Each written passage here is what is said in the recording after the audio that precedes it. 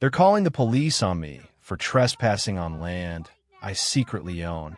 And Karen, oh, you'd recognize her if you've ever dealt with a self-important HOA president.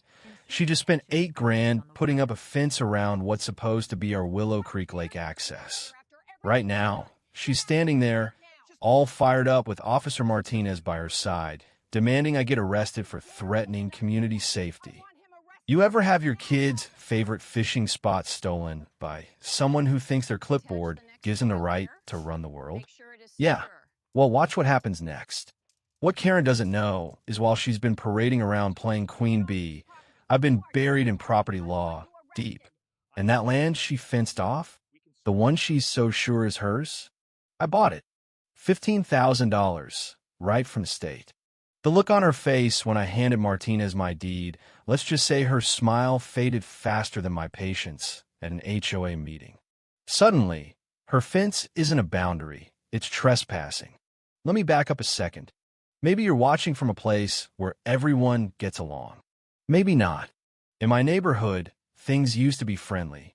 I'm Jake Morrison, 42, electrical contractor, been working here 15 years. Divorced dad, 2 kids, Emma, who's 14 and believes she's got all the answers, and Tyler, who's 11 and still thinks I'm some kind of superhero. I hold on to that as long as I can. We live in Willow Creek, a place built around a natural lake. There's 127 houses, lots of families, the kind of spot where the evenings smell like barbecue and kids race bikes past your porch until the streetlights buzz on. It used to be anyway. I bought our place in 2012 with the money my granddad left me. He was one of the surveyors for this whole development. Walked every inch of these woods with a tape and a tripod, making sure everyone got their slice of the American dream. He believed this lake was the community's heart. That's why he fought to make sure every family had access to it. 11 years straight, every Saturday we'd head down that path. Me with my tackle box, the kids with their juice boxes, and some book. Summer meant cannonballs, Emma hollering as she hit the water, Tyler learned to float. Fall was for fishing and watching the leaves go gold. In the winter, if it froze solid, we'd lace up for ice skating. That little path to the lake, it wasn't just a trail, it was family time stitched right into our lives. Then Karen McKenzie got herself elected HOA president. If you're picturing someone who counts your grass blades and calls you out if your garbage bins are out 5 minutes late, that's Karen. Silver bob haircut that never moves. Always got this leather planner, like she's holding the Magna Carta. Drives a white BMW with actual HOA plates. No joke. Her husband, Brad, he just shrugs and disappears to his workshop anytime she starts another community improvement campaign. Can't blame the guy. Karen's held the gavel for 6 years straight, mostly because nobody else wants to put up with the headaches. Somewhere along the line, though, Karen forgot that serving the community doesn't mean running it like a private kingdom. She talks about property values and standards, but really, she's just after control. First sign of trouble was last spring. She rolled out a beautification campaign. Suddenly, my place got dinged for having an unapproved lake view obstruction. That'd be the old tire swing my dad and I hung for the kids. $500 fine for recreational equipment. I still remember my coffee turning sour as she strutted up at 7 a.m., heels stabbing the driveway, waving that notice like a flag. I took the swing down, paid the fine, and figured that was the end of it. Should have known better. My kids' questions. Why can't we have our swing back, Dad? Were a punch to the gut. That night, I started combing through the HOA bylaws. Call it gut instinct, call it paranoia, but I could feel Karen was just getting warmed up. A couple weeks later, she calls an emergency board meeting. Sends out notices Friday night for Monday. So, super convenient for working families. She's got Cheryl the secretary taking notes like it's the State of the Union, Tom the treasurer looking like he'd rather be at the dentist, and a dozen homeowners stuck in those wobbly metal chairs. Karen puts on this whole show about liability and insurance. She's waving some official report saying we need to restrict lake access, put up safety barriers immediately. So I ask, polite as can be, to see the report. Her lips go tight. The board will review documentation at the appropriate time. Translation: how dare you question me, peasant? I deal with insurance all the time. So next morning, I call our provider. For minutes, that's all it took to learn there's no new report, no new rules. Karen made the whole thing up. I dig deeper into the bylaws. Turns out, she'd violated 3 rules with that meeting alone. Needed 30 days notice for changes. Emergencies have to be real emergencies, not made up. And that's when I stopped being angry and started being smart. Spent the week going door to door, neighbor to neighbor, with a survey. Nothing official, just, hey, what do you think about restricting the lake? 89% said no way. Even Karen's usual backup started grumbling. I printed everything, made copies, took pictures, covered my bases. Karen's move? She handpicked a vote date right after Labor Day. Families out of town, half the neighborhood never got the memo. The vote passes. She beams and says the fence is coming. Watching people file out, not realizing they'd been steamrolled, that stuck with me. I had the violations, the evidence, all neat in a folder. Walking home over that gravel path, already losing access in my mind, I started planning. Karen thought she'd won, but really, she just poked a bear. Next Thursday, 6 a.m., I'm on a job site when my phone lights up. By the time I get home, there's an 8-foot iron fence across the old trail, locked up, lake access by appointment only. 48 hours notice. Karen's out front, watering her flowers, waving like the Queen of England. Safety first, Jake, she says. I smile back, but that night I'm at the county records office, hunting through musty files. The clerk brings me a stack, original subdivision maps, Granddad's notes still clipped on. Clear as day. That path is a permanent easement for all residents. Legally protected. Not optional, not up for vote.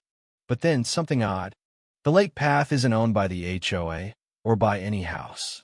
It's a separate parcel, and according to the records, it never got transferred.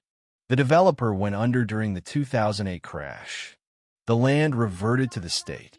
That's right, Karen's fence? On state property. And the state sells orphan parcels to recoup costs. The land's listed online, $15,000 for the very strip Karen fenced off. About $18,000 in retirement savings. I fill out the forms, line up the check, and pray the process goes fast. I pull together a team. Jim, retired cop. Maria, a teacher who's got half the community talking. Mrs. Chun, neighborhood historian, and Tom, the treasurer, who's finally had enough. We meet every Tuesday, planning, legal docs, surveys, permits for fence removal. All the while, Karen doubles down. She measures my grass, calls code enforcement on my work truck, starts rumors about me and troublemakers. Even calls my ex, tries to stir up custody drama. My ex. She laughs it off and tells the kids, "Your dad's a good guy." 3 weeks to closing, Karen's desperate. She holds an emergency meeting and bans me from the common areas, calls me a trespasser in my own neighborhood.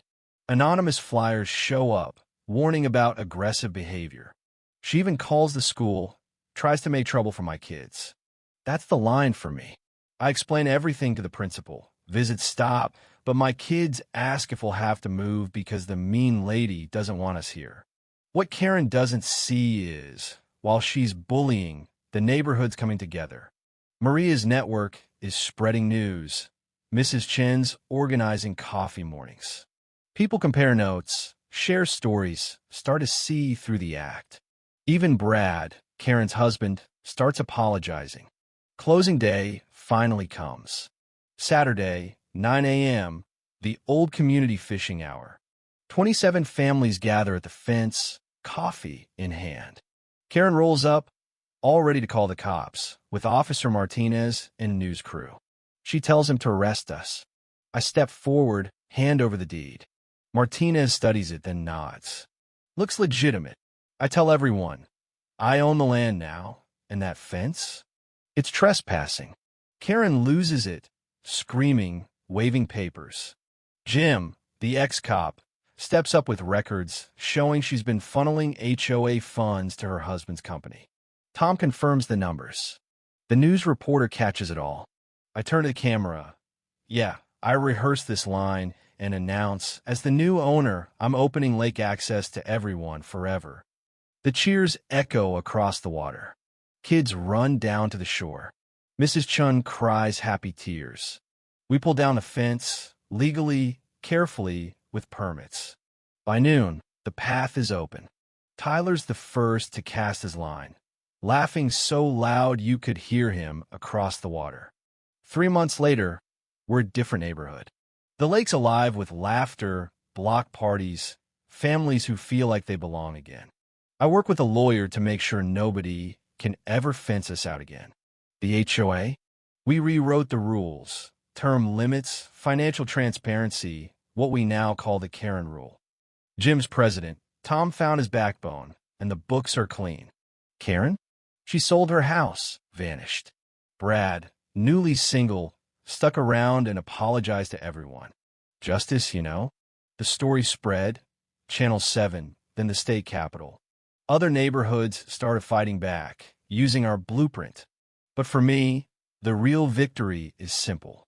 Saturday mornings, coffee in hand, watching my kids and their friends race to the water, Mrs. Chun smiling in her lawn chair, and knowing we stood up together. Real power isn't in a title, or a fence, or the ability to bully. Real power is protecting what matters, building a place worth calling home. Now, let me ask you, what would you have done in my shoes? Ever had to deal with a Karen who tried to take more than she should? Drop your story below. Let's see just how many of us are out there. And if you're facing down your own HOA tyrant, remember, know your rights, document everything, and never let fear keep you from standing up for what's right. Where are you watching from? And if you had the chance, would you tear down the fence?